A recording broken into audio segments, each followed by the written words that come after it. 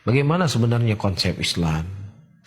Karena ketika kita membawa hadis-hadis atau ayat Al-Quran, wajib taat kepada pemimpin, selalu akan diajukan pertanyaan, pemimpin yang bagaimana kita taati? Pemimpin yang kita taati itu pemimpin yang mereka berhukum dengan hukum Allah. Pemimpin yang kita taati itu pemimpin yang mereka adalah orang yang taat kepada Allah. Adapun pemimpin yang tidak berhukum Allah, yang tidak taat kepada Allah, yang berbuat maksiat dan dosa dan menampakkan kemaksiatannya, maka tidak ada ketaatan kita kepada pemimpin tersebut. Jadi kalau lihat dalil itu jangan tekstual, lihat ya sebabnya ini dan itu. Demikian yang keluar dari mulut-mulut mereka ketika kita menyampaikan hadis-hadis dan ayat-ayat Allah Subhanahu wa taala tentang ketaatan kepada pemimpin muslimin selalu dibawa kepada pemimpin yang taat. Dan saya yakin kalau seandainya pun datang pemimpin yang taat seperti yang Anda inginkan, saya yakin Anda juga tidak akan pernah bersabar. Anda juga tidak akan bersabar. Anda juga akan demo, Anda juga akan menjelekan. Anda tidak sesuci orang-orang yang hidup di zaman Rasul atau di zaman Utsman bin Affan. Mereka melihat Utsman bin Affan. Mereka menjadi rakyat Utsman bin Affan. Apa yang mereka lakukan? Mereka mengepung rumah Utsman bin Affan selama 40 hari 40 malam dan kemudian mereka membunuh Utsman bin Affan. Beraneka ragam isu yang mereka sebarkan tentang Utsman bin Affan. Ternyata apa? Mereka juga nggak sabar. Ternyata mereka juga tidak patuh dan tidak taat. Jadi Anda, kalau Anda hari ini mengatakan pemimpin yang taat itu yang kita taati, saya jamin Anda tidak akan taat juga. Pasti Anda tidak akan suka darinya. Ya, seperti orang-orang Khawarij, apa kurangnya Utsman bin Affan? Sahabat Rasulullah yang Rasul mengatakan rafiqi fil jannah. Sahabat saya nanti dalam surga. Orang sudah dijamin masuk surga, toh mereka juga tidak sabar dan tidak taat kepada pemimpin yang taat ini kepada Allah. Begitu juga Ali bin Abi Thalib. Kita semua tahu bagaimana kemuliaan Ali bin Abi Thalib. Iya, menantu Rasul sallallahu alaihi wasallam. Datang Abu Bakar As-Siddiq. Ya, sebagaimana disebut dalam hadis, khataba Abu Bakar wa Umar Aisyah radhiyallahu taala anha faqala innaha saghirah. Thumma khataba Ali fazawwajaha bi Ali radhiyallahu ta'ala anhu wa arda.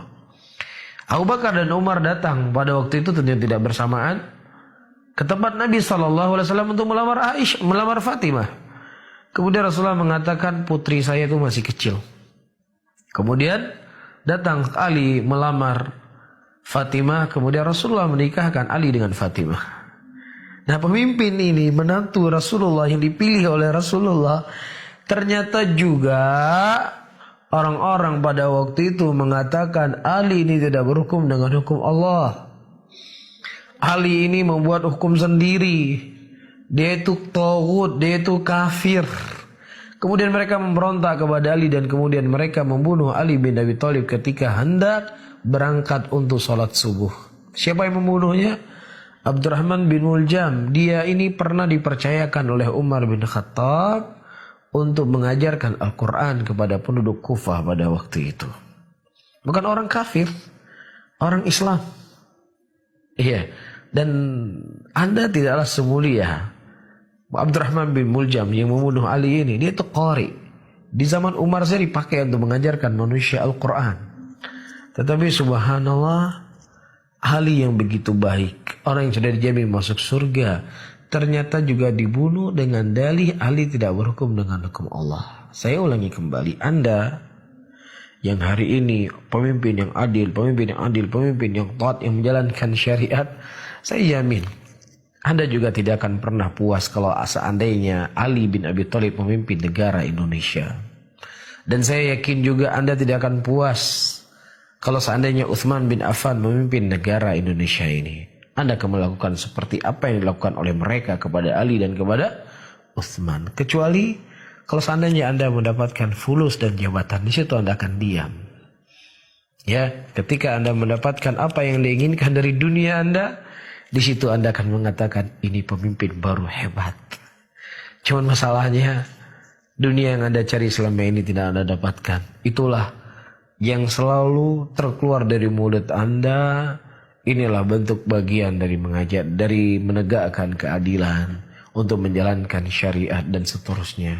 Iblis ketika menggoda Nabi Adam juga menggunakan kalimat-kalimat yang indah.